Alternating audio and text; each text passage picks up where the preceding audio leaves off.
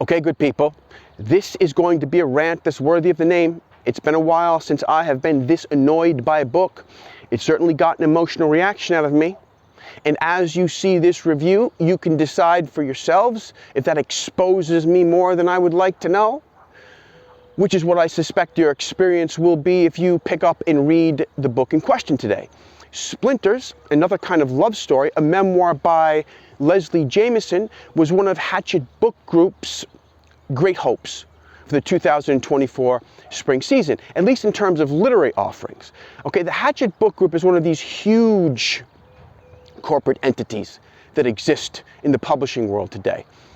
One of its imprints, Little Brown and Company, which used to be independent, brought out Splinters, and boy were the reviews and the blurbs glowing. I have some here. Bracingly honest, wrote The Nation. Unbridled vulnerability, wrote Time. Fearless, wrote the Boston Globe. Get this one. Genius, a word I use without hyperbole, wrote the novelist Kaveh Akbar. This force of nature in book form, wrote Good Housekeeping. A masterpiece, wrote best-selling author Heather Havrilesky.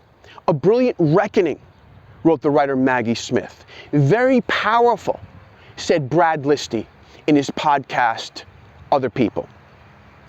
When he said this, I had just read his book of autofiction, Be Brief and Tell Them Everything, and had been very impressed by it. So it was his praise, and then the interview that he gave with Leslie Jamison, in which she came off as both humble and very charming, that almost convinced me to buy the book. But the kicker was Mary Karr, a wonderful poet and memoirist. I think her memoir, The Liars Club, is justifiably considered a contemporary classic. Anyway, she wrote that Splinters felt like a forever classic. So I forked over my dough and bought the book. And after reading it, I can say, or I think, okay, that everyone who participated in the love fest of praise and promotion for this book is at best, sadly mistaken. Either they've bought into the hype, or they're part of the literary establishment, or maybe her friend, and so can't tell the truth, or they just haven't read or lived enough to be able to see through the surface charm to the flimsiness beneath. Look, I'm going to do my absolute best to make this a worthwhile video. I'm going to use Splinters to point out what I think memoirists should avoid at all costs if they want to write work that, if published, might last. But let me just say that I am shocked, call me naive, but I'm shocked that the literary establishment is this corrupt, cynical, and or just plain oblivious to literary fraudulence. Okay, before I start going point by point, let me just give you a general idea of what we're dealing with Splinters. Leslie Jamison wrote this memoir when she was about 35 or 36 years old. She writes about her shotgun marriage to a fellow writer, the birth of their daughter, the couple's distancing, and then her decision that they should raise this child in separation and then divorce, all while she's teaching creative writing at Columbia University and is dealing with or juggling all that comes with being a literary star. And she is a literary star. A portion of this book was published in The New Yorker, and before it came out, she had received extraordinary critical and popular acclaim for two unapologetically literary books. Principally a book of essays called The Empathy Exams, which came out in 2014. And then in 2018, she came out with a book about her struggles with alcoholism and anorexia called The Recovering Intoxication and Its Aftermath. I've read neither one of these books. They might be great. I want to make very clear that you cannot judge a writer by one book. But I will also say that I just can't imagine ever picking up another book by Jamison after reading this one. She has built up for herself a reputation for being an acute cultural critic with unsparing self-awareness. Her genre and style is a kind of uncategorizable fusion between social commentary, cultural analysis, and Memoir, each one of which requires tremendous literary skill and talent to get right. So we cannot fault Jamison for a lack of literary ambition. Also, I would say that we can't deny her literary skill. I mentioned her surface charm. You can fool a lot of readers with that. This book is filled with no, okay? There are a lot of wonderfully crafted sentences in it. Although, let's recognize that wonderfully crafted sentences don't make literature any more than the mastery of an instrument or the mastery of the human voice makes soulful music, or athleticism makes moving dance. The skill has to serve some deeply felt, and I would say rigorously or at least clearly conceived vision.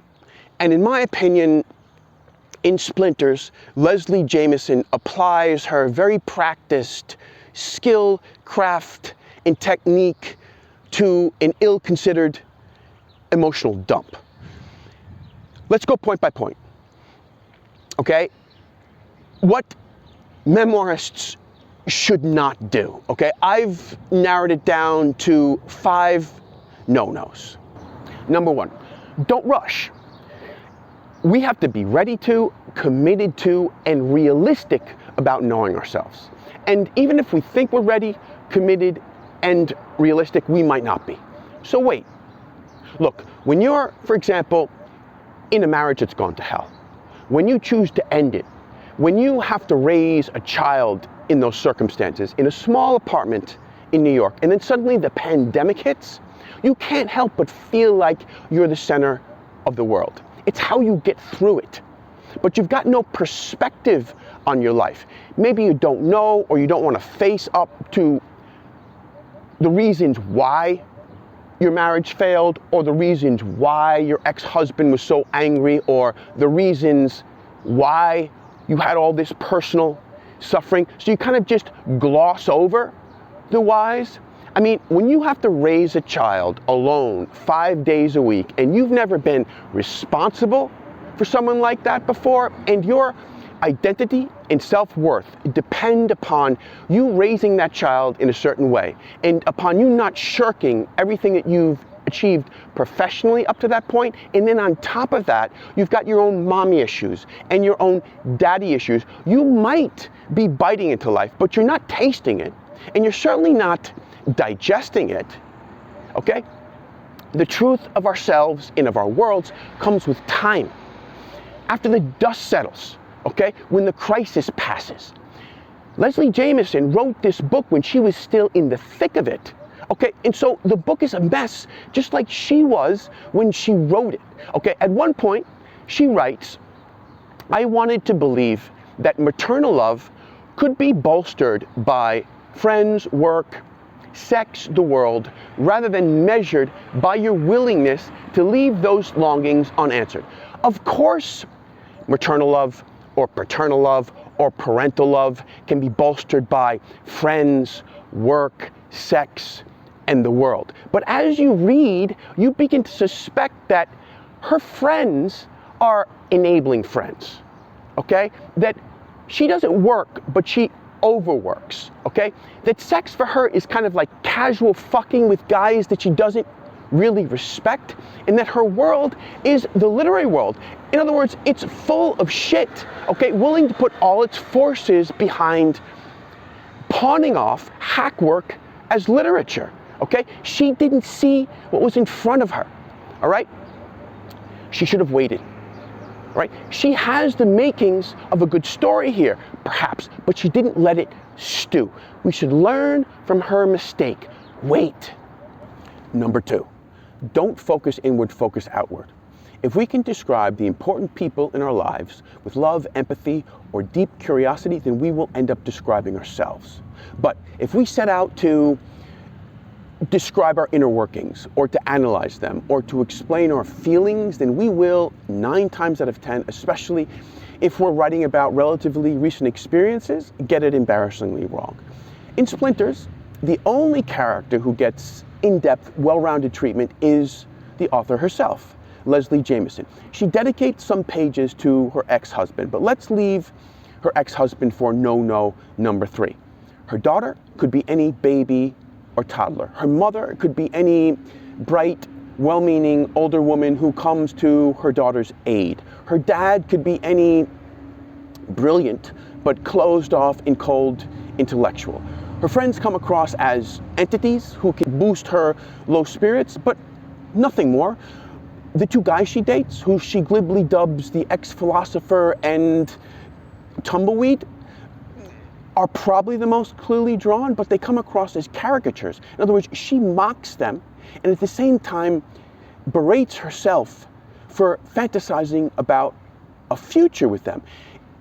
She takes herself so seriously in the book. The spotlight is so relentlessly on her. It's like she's the cue ball and the camera goes in close on her, okay, on this scuffed white ball, and everything else is just things she can kind of bounce off of, or everyone else is things she can bounce off of, and you can see, like, you know, how she was hit, where she was hit, the spin on her, okay, the balls and bumpers that she bounces off of, but you never know why unless she speculates on why. But then we as readers, we can't corroborate that because the camera never pans out on the table and on the players. You never get the full story in Splinters, not even close. I mean, look, she might be the main story, okay? That's legit, okay? But that just is not gonna work if she's in a vacuum of character where only she has breathing room. Look, we are defined and created by the important people in our lives. If we can't capture them, then forget about capturing ourselves. Number 3, when writing about the pivotal characters in your story, don't just write about their best moments and their worst moments, their hero moments and their villain moments, because then you'll end up with a cardboard cutout of a character. It's the in-between moments that give the subtlest, realist, and I would say most well-rounded sense of character. All right, in Splinters, Jamison shows us her ex-husband C, but I didn't even have to do a Google search to realize that it's the writer Charles Bach, whose 2 novels I've read, Beautiful Children and Alice and Oliver, and they are impressive. Dense, sometimes difficult to read, emotionally relentless, but so much better than Splinters, written with so much more rigor and artistic integrity, by which I mean, fuck you, I write how I write style and content. Anyway, Jamison shows us Bach at his best when they're still in the honeymoon phase, and then at his worst when she begins to distance herself from the relationship and then ultimately divorces him. She makes it clear that he was never physically abusive to her, but by all means implies that his anger was intolerable and her reason for leaving him. So in Bach, we get either the saint, the literary light with the raw, open-hearted social conscience, or the ogre, who broods and seethes and curses Jamison out. Do you remember the days when they used to criticize male writers for portraying female characters as either Madonnas or whores? Well, this is the female writer version of that simplification of the opposite sex. Ogre or saint?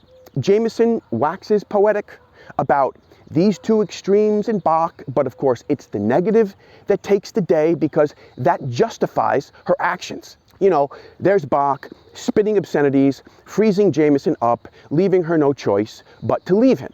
You know, the stuff with Bach is icky.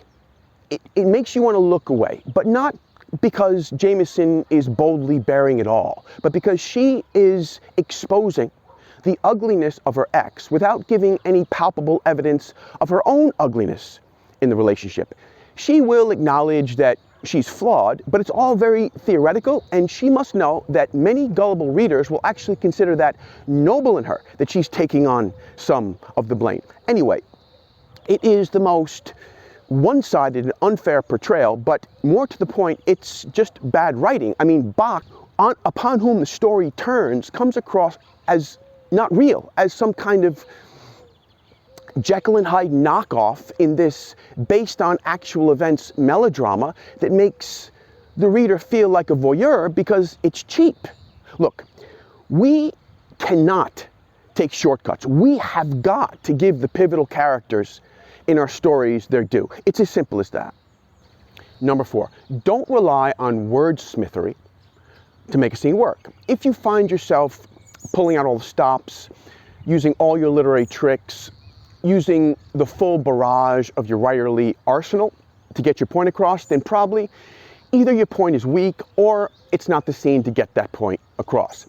In Splinters, there are times when Jamison nails it with an insightful one-liner, but far too often her prose is overwrought and stretching for effect, which is an almost sure sign of what she suspects is the lack of substance beneath. Let me give you some examples, okay? Here she is, alone on Mother's Day without her daughter who's being taken care of by Bach. She's at a photography exhibit and there are a lot of babies in the exhibit or in the photos, okay? She writes that missing her daughter was not a problem to be solved. It was something to be met with stunning, ordinary beauty and then left intact. Pain living behind the radiance, both its shadow and its spine. I mean, what does that even mean? Is she saying that the exhibit consoled her in a way that she wasn't quite clear about yet? But no, that's not enough for her, so she kind of leaves us with this abstract and breathless word salad, okay?